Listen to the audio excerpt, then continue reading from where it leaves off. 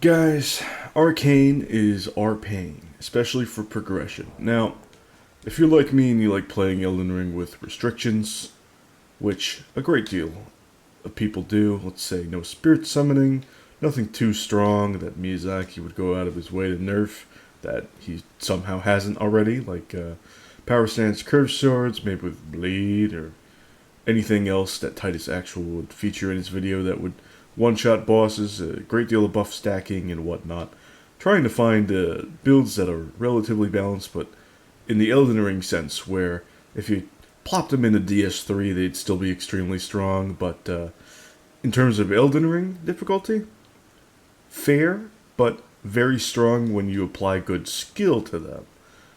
I think I found one that could work for Arcane because there are such little options, especially during progression, that, well, a lot of the Arcane options, somber-wise, are very underwhelming or extremely overpowered. However, this Bloody Hillis is very interesting. Now, you do have to go up, up to Altus Plateau, up through the Dectus, lift, and up through the Great Bridge portal. It'll take you over here. You can get the Twin Night Swords easy. Nice little run. You get 3 weapons. Along the way to the Writhe Blood Ruins, there is a caravan. In the chest there, you can get the Great Stars. Oh, very nice. And then here in the Writhe Blood Ruins, you can actually get the Bloody Hillis. But how are we going to beat the Sanguine Noble boss to get this? Well, Lucerne. In Lucerne, Occult, I have this thing at +5. This is what I use to beat the Sanguine Noble. You have usual stuff like Axe Talisman. I didn't beat him at this level. It was much less leveled than 75. Axe Talisman, only 1 talisman slot at that point. You know, Spiked Cracked Crystal Tear. I didn't even have Stone Barbed at the time. +5 Lucerne. You get this in Liurnia, just over here. Go over the bridge, keep going up, and it'll be right over here. There'll be like a spectral carrion giant, and it'll be just on the left side of it coming up this way. And so that's just a super free item. Spectral Lance, getting it to that occult scaling so that you can do decent damage with like 30 arcane. You just got to go over here, Temple Quarter, sneak over by Smarag, get the main academy gate key, then teleport back over to the gate, get through, get all the way up in there, and just run, kill the scarab, and boom, you have Spectral Lance, which, honestly, not using this too much. There's so much end lag to it, it's very painful.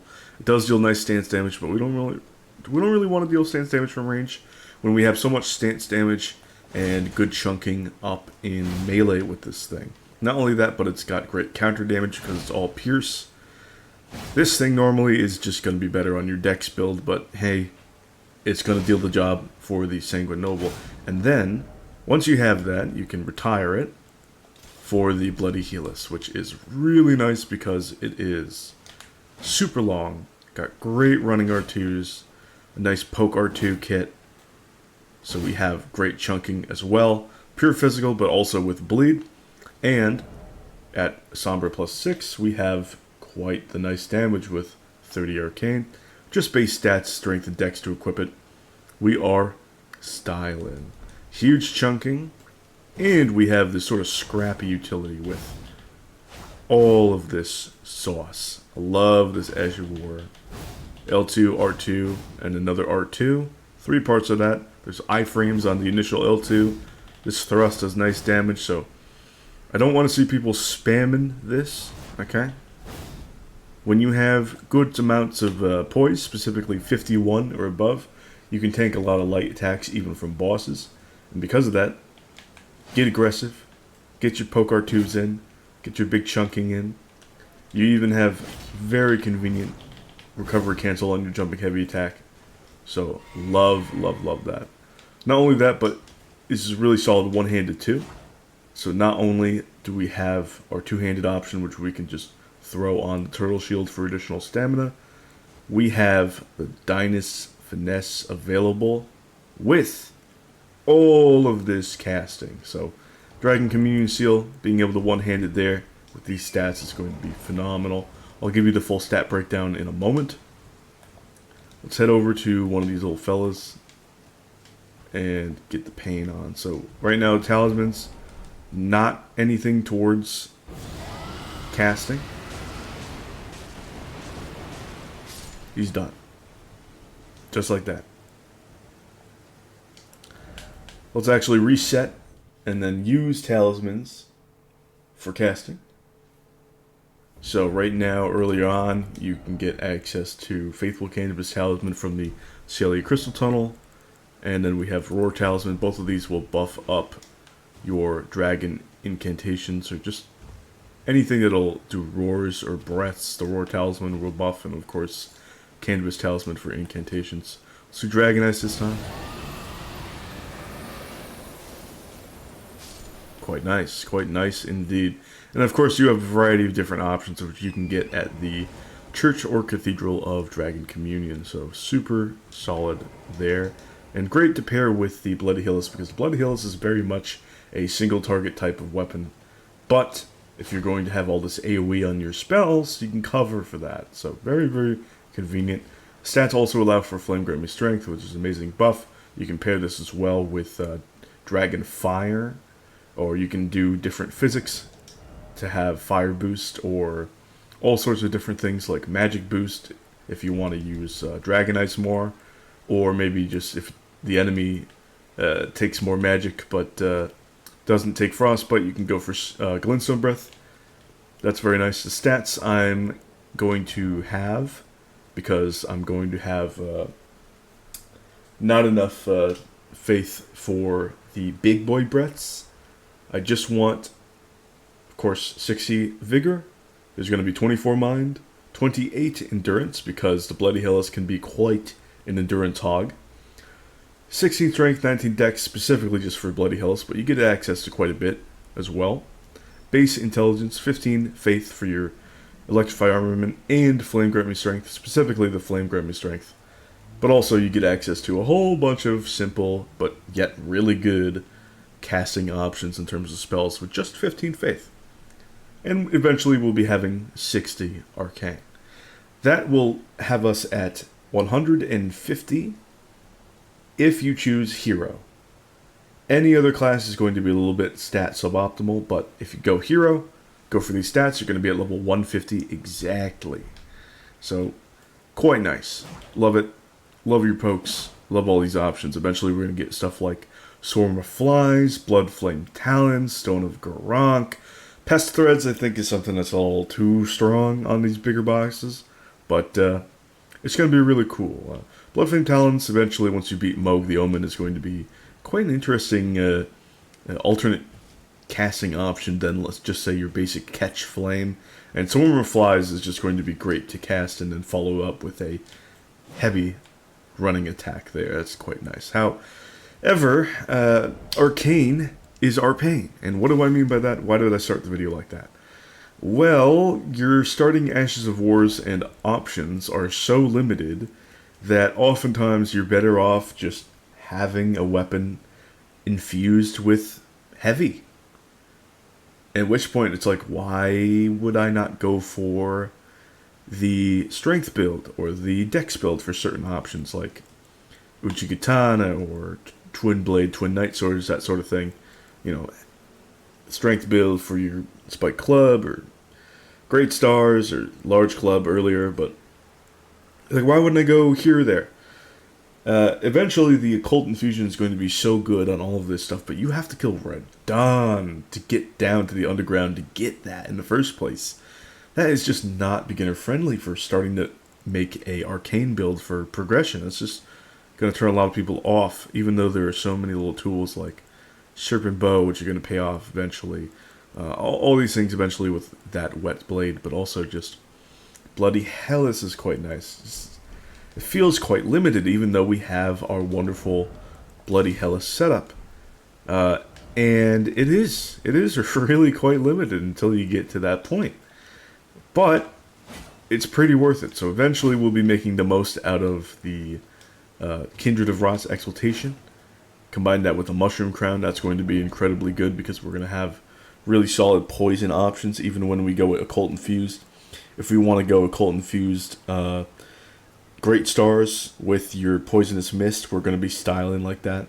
We're going to have all sorts of poison on deck. Of course, Stormcaller Infused Occult is really quite nice. Extra bleed, extra damage. So spicy. Occult Infused Spinning Slash is going to be good just for base damage with your Twin Blade. Although having a Blood Twin Blade is never a bad idea. We're not going to go Power Stance with this because that is absurdly strong.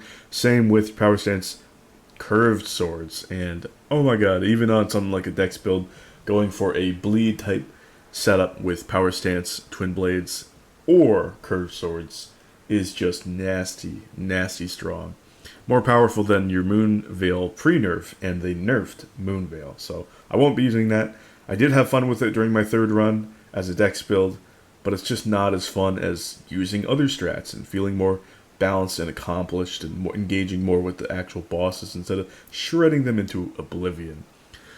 Eventually, Poison Mothflight with an Uchigatana is going to be pretty spicy. As spicy as it might be on a Dex build with a Nagakiba with Poison Armament on it, I'm feeling like it's going to be pretty good once I pair it with offhand shenanigans with the Dragon Communion Seal. One-handing the Uchigatana right now. Beautiful poke R2s. Just nice for spacing. The slash on the secondary R2. Not bad. I'll take it. It's still a good chain. There's not an absurd amount of wind-up on one next to the other. And we'll be able to pair that with a great deal of incantations like Stone of Garank. Not Pest Threads, like Bloodflame Talons, like I mentioned. You could even use Bestial Sling just to get some base staggering on enemies so that you can get good hits done and just combo that off with Bloody Hellas if you might be surrounded. That's pretty strong. Just to get that slight amount of utility if you got a small group around. Just take one guy out and then Bestial Sling and then take the other guy out. Quite nice. Or Bestial Sling and then make distance. Combo in. Pretty good. Pretty solid. So this is all very good. We're making use of stuff even though we have limited faith. We still have all of this scaling. And we'll be able to use Serpent Arrows plus Serpent Bow and eventually Pulley Crossbow with Poison Bolts to really be able to proc that Kindred of Rot's Exaltation and Mushroom Crown damage buff super easily, super reliably.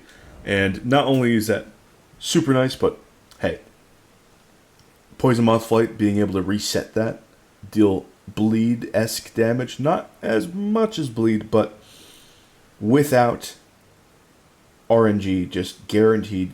You have a poison enemy, you can get that damage on them. You have a poison enemy, you can get that damage on them. It's so guaranteed, it's so simple. You don't have to worry about the bleed having a little hit stun on the mob or boss that's going to break them out of a stance break. No. You don't have to worry. It's all consistent, all there on the table. Poison, Uchigatana, Poison Mothflight. Very simple. Just deal with that poison. And then you get to reset your Kindred of Rot's Exaltation and Mushroom Crown once you re-poison the enemy. Very spicy. Very spicy indeed. Now, unfortunately, all these options here, like I said, the damage just doesn't cut it. The variety just doesn't cut it while progressing. Once you have that Black Wet Blade, everything's good. But, oh man, is it going to be an absolute pain. So, only if you're super into Elden Ring and you really want to get deep into the game, no problem, do I recommend running an Elden Ring Arcane build with all of these restrictions. But, hey, if you want to run an Arcane build and you just want to mess things up, I always recommend Power Stance Curved Swords, Power Stance Twin Blades. Going in with your good old Bloody Hellas is still going to be pretty good. It's not going to be nowhere near the same as those two setups. Also using the Mirai's Executioner Sword for a absolute corkscrew of an Ash of War that's going to one-shot a boss. Or 10, or all of them. If you get a stance break, corkscrew, they're dead. Yeah, you got a buff stack for it to be obscenely good on the New Game Plus whatever, but it is still obscenely strong, and not only that, it is a great sword with a good R2 chain, and it'll have great jobs just like taking out whatever enemies, which the Bloody Hellas might not be able to do because it doesn't have as much hit stun as a great sword. Even though it's a heavy thrusting sword, just not the same. Still though, very solid. So if you want to do Elden Ring Arcane with restrictions, I recommend this setup. Absolutely go up, do the Altus trip early, come back, get your early gear so that you don't have to mess around with like the large club instead of the great stars. You don't have to mess around with the twin blade instead of the twin knight swords. These are just going to be better options than their counterparts. Like Poison Spiked Club, you have to farm the Spiked Club. It's going to be kind of a pain in the ass, but again, we have higher arcane, so we have better item discovery. We'll be able to get that over the Morning Star. This has better damage and reach than the Morning Star, and it has a nice R2 chain. It's got a really solid setup otherwise. It's quite nice one-handed or two-handed. And we got that wonderful spiked, strike damage while one-handed. And we'll be able to combo this off with all of your incantations because of that one-handed nature. Can't one-hand the large club of great stars with the stats that we have, but two-handing it's going to be excellent, especially when occult infused. Right now, though, this thing is going to be your perfect primary smithing option. I got mine up to plus 15 because I know what I'm doing. Just gathering up everything around Caelid and such, and just being able to get that thing up to plus 15 is a real joy. Even though it deals kind of sad damage, because Ash of Wars with Arcane, early on, but it's still kicking all sorts of ass. I mean, this charge R2 chain is quite nice. The reach for a one-handed hammer is just quite nice. Or just a small hammer, rather, not a great hammer. The fact that it's got bleed is fantastic. It's going to be amazing when you occult infuse it. The stance damage is solid.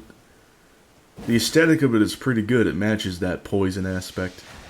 Just looks rugged, savage, nasty. Being able to combo this off with Cragblade with Cult Infusion later on is going to be disgustingly good for chunking down, or even getting somewhat decent DPS when you really think you're close to bleeding an enemy. It's going to be quite nice. So, main setup. Again, last little thing, repeat. Bloody Hellas, somber option. Later on, Uchigatana, Poison Moth Flight, Blood Twin Knight Swords with Spinning Slash, or you can do this Occult if the enemy doesn't bleed. Poison Spike Club is going to be your primary smithing option, just because you can one-hand it with the stats present, and the stats at the end of the build. Not only that, but the bleed, the stance damage, the fact that you can combo it off with a bunch of incantations, that's solid. Two-handed strike damage, great stars. Occult with either what I have it infused with right now, Wild Strikes. You could go Stormcaller. You can go Lion's Claw. Very nice. You could even do on horseback if you have certain dragons, like specifically Borealis. I'm probably going to go Cragblade, Occult, Great Stars, and just try to ping him down because he is weak to blunt, and Borealis is such a pain in the ass anyway. Venomous Fang is going to be pretty cool. Right now, this is just not particularly interesting because I can't really infuse it with much of anything. It's just going to be good on your strength build. It's going to be better off there, or Dex, or anything other than Arcane, because it doesn't really scale off of Arcane right now. It just has a nice poison build-up, which is going to be excellent once we can infuse it. Occult, it's going to be styling. It's going to be getting that wonderful jump attacks, wonderful DPS, wonderful proccing of the Mushroom Crown and Kindred of Rot's Exaltation. Serpent Bow, nice anti-bird technology. Don't have to spend mana to aggro enemies. Just ping down some weak guys or kill some ants in the underground with ease. Dragon Communion Seal, of course. Of course. I don't really need to say much. Arcane scaling thing. And, well, I have Turtle Shell, just stamina regen. And I have Brass Shield as well, because if I want to do some one-handing, which I kind of do with either the Bloody Hellas, Uchigatana, or more likely than not the Poison Spike Club, then I can also go for some guard counters with this and have a pretty good time as well. Let's see if I can get a guard counter here. Here's going for grab. Come on. Don't force the guard counter if you don't need it. I'm just making an example. This is a very bad example, I guess. Whoa! Very bad example. I'm sorry, y'all. I'm not usually this weird. Let's just get a charge R2. Nope. I'm just failing in all aspects. There we go. You see, we're just one hit staggering these guys. Stance breaking these guys. But you can just go for usual stance breaks. Get that good chunking damage in. And, I mean, Spike Club is so versatile. You could run this for DPS with your Winged Sword Insignia. You can run this pretty neutral to focus on incantation damage. You just have this as a good stance breaking, good damage option. Or you can just go for chunking with your charge attacks. Use your Axe Talisman and whatnot. I'm just going to sneak up and get the grab. And yeah, you'll do good damage, especially once you can finally infuse this thing with Occult. It's going to be quite nice. I know that these little fellas aren't exactly too much of a good example, but I wish I kind of had it recorded, but I took out these putrid, not putrid, took out a Erd Tree Spirit, one of those big, nasty tree snake fellas, and it was smooth with this club, very smooth. And even though the poison is oftentimes very unnecessary, this thing is smooth now, and it'll be even better later on. So, definitely farm this thing out. I know it's going to be a pain. It was a pain for me. Hopefully it'll be less pain for you. And of course, it's going to be even less of a pain than normal because we have more item discovery. Hope that gives you a lot of good RNG during your playthrough if you decide to do this. And, well, if you're going to be new to Elden Ring and you're watching this, I don't recommend doing this. Play a strength build, play a dex build, play something that's going to benefit you in progression with great deals of variety so that you can go and experiment and have the most damage you can have. Okay? Thank you for watching. But now, let's actually get into the stats and properly showcase on EIP the difference between simple strength and arcane. Okay, here we have EIP. Love this website. Such a good website. I mean, this build planner is phenomenal. I'm going to link it in the description and put it in the pinned comment below. I have it bookmarked on my Google Chrome. Here I'm going to have just level 46, not level 75 like I am, but I'm going to showcase why I recommend for new players that just go strength or dex. I'm just going to say strength. That's what I have more fun with, and I'm playing with restrictions, trying to have a balanced time but still dominant. Absolutely go strength. So here's the setup that we currently have at level 46 only. So starting class hero, of course. We're just going to have, I just plugged in some basic stats. We've gone in 16, 19, 30 here. Base for Bloody Hellas, and then right here we have our three main options eventually. It's going to be Great Stars. Right now this is just heavy. Bloody Hellas is uninfusable, but that's fine because it already has great scaling and great skill. 356. That's really quite nice, and it's really solid weapon. Spike Club Poison 282. So yeah, right here, just plus 15. That's the difference. If we had this Great Stars be plus 15, yeah, 355. Oh man, but keep that in mind because we're also going to check out this while it's two-handed compared to the same level on a strength build. We've gone Vagabond instead, and we have same level but different stats. 24 vigor, 10 mind, 15 endurance, 30 strength, 15 dex, 15 faith, and we have a +6 large club instead because we're just going to be doing normal progression. Again, large club compared to the Great Stars. We got 241 on heavy. I mean, get rid of that. Poison is going to be even less, 221. So if you had Poisonous Mist Great Stars, it's going to be even less than a large club infused heavy, which we can buff after the fact. 270. I mean, even if we go and change this to the Great Stars, it's still going to be quite spicy. So yeah, 283 now. And if we go up to plus 15 as an option, 425, and we can still buff this. So Absolutely, just go strength. Just go strength. Check out the Dragon Halberd too. This is going to be your primary somber option. 393. It's going to buff itself with its own skill plus 160. So that's going to be 553 with frostbite now, and we're dealing lightning damage. So it's going to be very limited resistance. Plus, you get all this bonus if enemies are being rained on or if they're in water. It's just going to be incredible. Great option. Definitely better once you're using it at around the same skill level as a Bloody Hellas. Spiked Club, heavy. All right, 239. Come back here.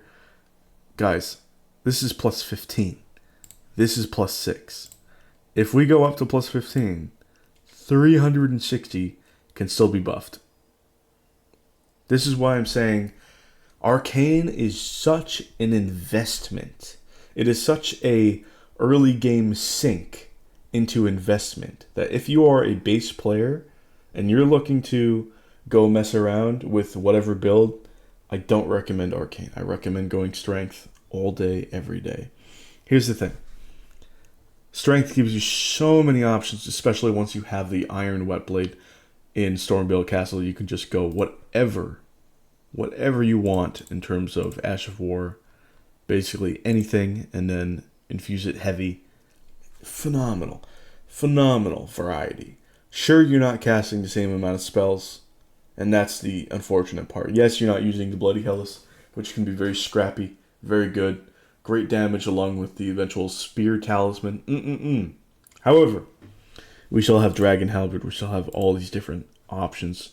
And if you're going strength with a little bit of int, which is my favorite build in the game right now, I mean, say no more. Like I have nostalgia for that build playing Arcane, even though I know that certain people are going to really be a fan of it. Even though I am going to be a fan of it once I get that Occult Whetblade. Oh, it's just my brain calls out for the Ruins Greatsword. So let's go back here and let's actually go and look at this thing. Let's say we are post Radon and we have this plus 15. This is going to be plus 10 at this point. Let's say we have 40 Arcane instead.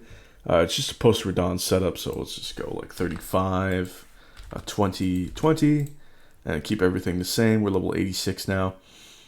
Spike Club plus 15. What if we make this Occult? Oh, now the magic's starting to happen. Okay, 532, super strong. What if we make this Occult? Oh, you see what I'm getting at.